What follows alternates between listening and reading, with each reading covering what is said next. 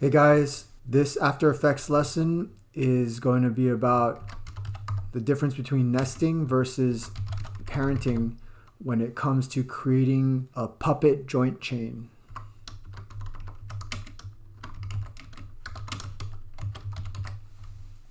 All right, check this out.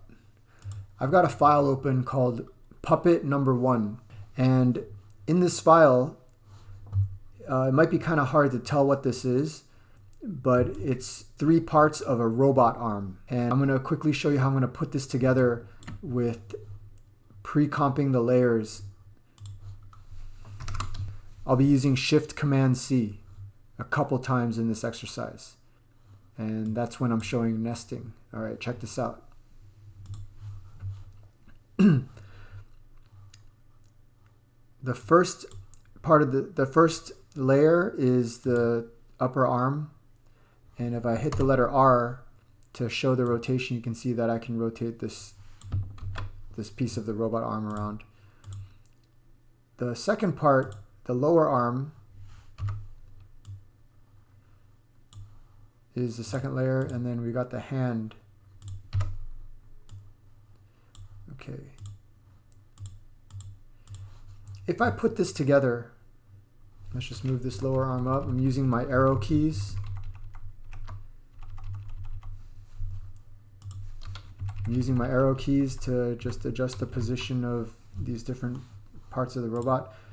You know, there's my robot arm, but if I rotate this upper arm, look, the rest of the arm doesn't follow, and it'd just be really difficult to keyframe the position and rotation just to make some basic arm movements.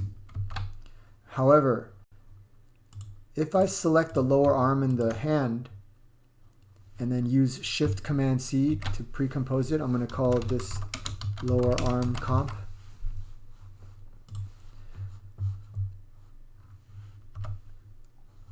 It's going to be really important to change the anchor point. So I'm using the letter Y, or the anchor point tool, and I'm moving the anchor point of this new composition. Let's solo the layer. I'm moving the anchor point to where I think it should rotate from. Okay, the elbow right there. Now when I rotate, it looks more natural. Next, what I'll do is pre-compose both of these layers. Shift-Command-C. I'll just call this arm comp. Since it's a new composition, the anchor point is going to be right in the center of the composition, so I'll use the anchor point tool and change the anchor point to the shoulder. And as I rotate the arm, the whole entire arm will move with it, the forearm and the hand. And if I want to move the forearm, I'd simply double click on the composition, and now I can access the lower arm.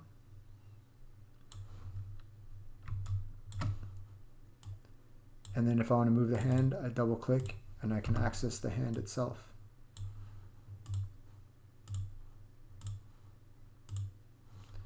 Okay, that's called nesting. Nesting is the process of pre-composing layers within compositions, also known as nesting comps. Basically just means composition inception. You know, the movie Inception, where they have a dream within a dream. Well, you can have compositions inside of compositions. In my case here, I've got a robot arm composition that has a lower arm composition, which also has the hand inside of it. Okay, some of you guys watching this video, you're already anticipating the problems that nesting causes. There's pros and cons. The pro is that with one rotation value, I can also change the position of the lower arm and hand.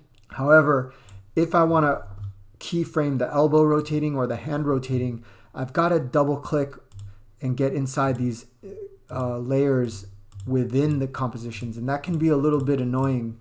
So I want to show you another alternative where we just parent layers to each other. Okay, here we go. Now I'm going to show the parenting part. All right, I'm going to start all over again.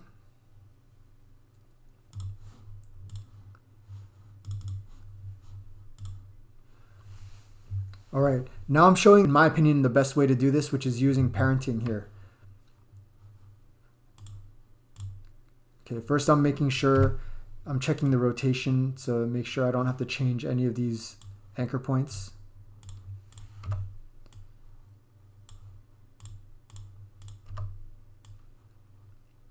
Okay, next, what I'll do is I'll just adjust the position of everything so that it is in the right place. Okay, the hand actually looks like it's supposed to be there already. That's pretty good. Okay, very, very simple. The hand needs to be parented. I'm dragging the pick whip to the lower arm. Okay, this might be easier if I collapse all these windows or collapse all the menus. I'm parenting the hand to the lower arm.